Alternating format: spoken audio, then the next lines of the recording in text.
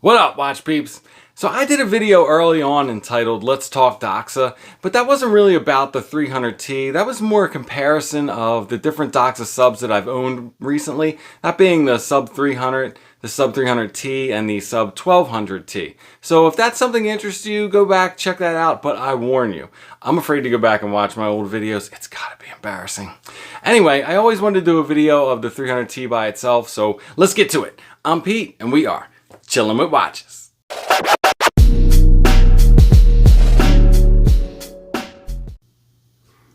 Wrist check. I am wearing my Vostok Amphibian. This is a 100 case with the radio room dial, fixed bezel, and a beads of rice bracelet in celebration of what's inside this box.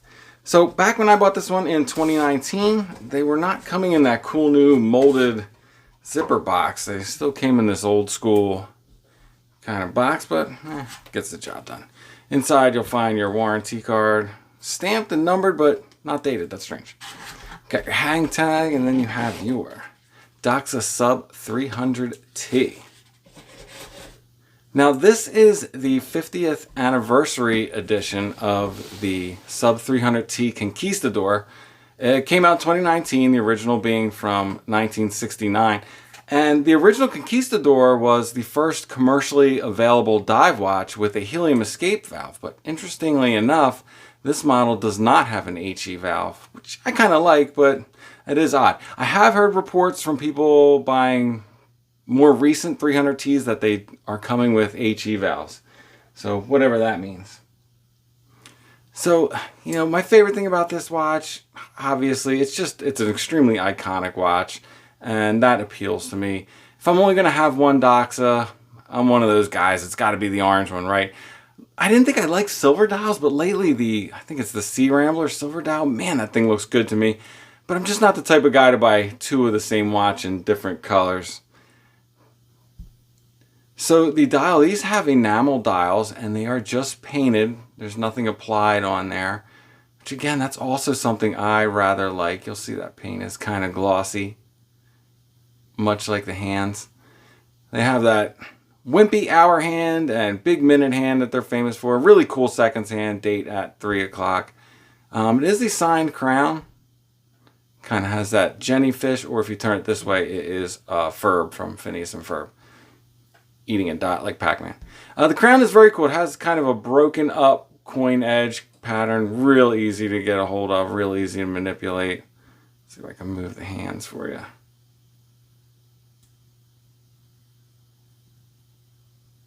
That Doxa, no logo, but the name Doxa and automatic at that kind of strange 1030 position.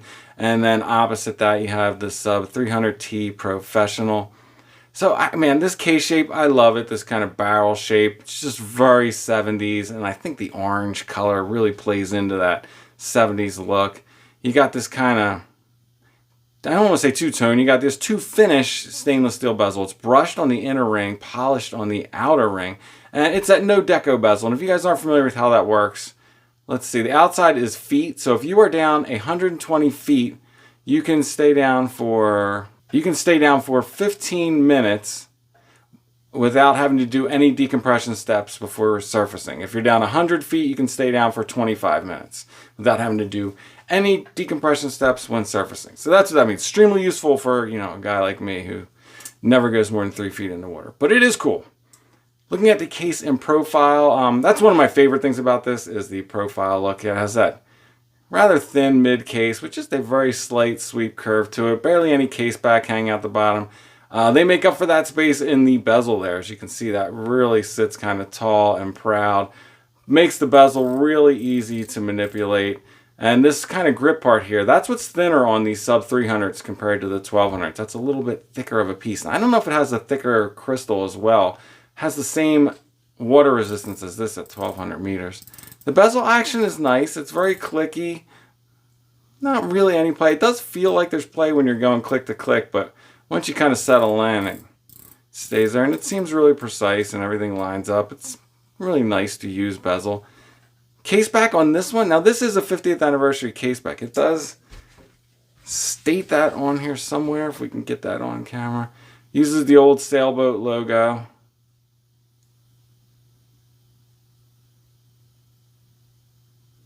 Pretty neat.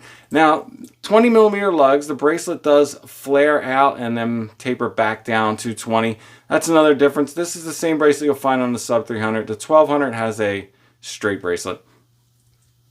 Milled clasp, really heavy duty clasp on these. It's a rather bulky clasp, having that ratcheting mechanism. But these are great if you can get the watch to fit your wrist while closed, and then just be able to get those couple extra millimeters if your wrist should swell. The brush to polish transitions are really cool on this watch.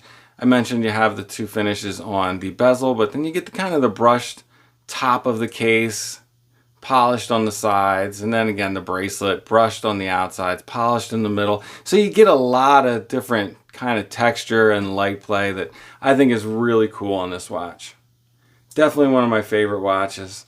Let's throw it on the time grapher and see how it's running. And you can see here mine is running a little fast, coming in around 10, 9. Oh, it looks like it's settling in a little bit there, about +7. 250 on the amplitude. I only put like 10 winds on the crown. That's probably not sufficient to get a really good reading here. It probably could be running a little better than this. 0.3 milliseconds beat hour, 0.2 milliseconds beat hour. What are you going to do? It's a little fast. Going over the dimensions of the watch, we are looking at a 42.5 millimeter case that runs 44.5 millimeters from lug tip to lug tip. It comes in at 13.7 millimeters thick with 20 millimeter lug width. Going over some of the other specs on the watch, we have a flat sapphire crystal. We're looking at Swiss Superluminova on the dial and hands. It is running an ETA 2824 movement and has a whopping 1200 meters of water resistance. Now it is a heavy watch. On this Breeds of Rice bracelet size for my 7¼ inch wrist, it comes in at almost 189 grams. And here's how it wears on my 7¼ inch wrist. I think it wears really well on my wrist size. That slight curve throughout the mid case kind of really contours to the shape of the wrist. It's a bulky clasp, and the weight of the watch, you'll know you're wearing it, but I've never found it uncomfortable. Let's take a look at it side by side some other watches. First, here it is alongside the Orient Ray, which comes in about a millimeter smaller than the Doxa at 41.5. I think that smaller dial opening on the Doxa kind of gives it a bit of a smaller appearance, most of the size being made up for in the case. And next to the Seiko SKX. Now these two are really close, right? They're about the same size case at about 42.5 millimeters. They both have rather small dials. And I can't tell if the all black kind of bezel and chapter ring combo on the SKX is making it look bigger or smaller. They're really quite comparable. And next to something bigger like the Samurai, which is 44 millimeters. And I think you can see that the Samurai does look like a bigger watch overall. That white dial and chapter ring isn't helping its cause. And let's check out the Loom.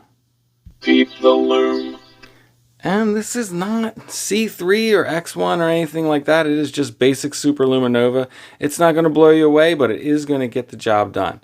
And if you'll notice up there, that Loom pip, that is actually orange in daylight, but it is glowing. So there you have it, guys, the Doxa Sub 300T. I know I say this all the time, I love this watch, but this watch is a contender for my favorite watch of all the watches that I own. It's been in keeper status for a long time, since I bought it new in 2019. Dare I say it's safe? I don't want to jinx it. All right, before I let you go, sneaker check, wearing my Jordan 3s today, and that is it. I'm out. If it's not too much trouble, like, subscribe, and come back next time. Peace.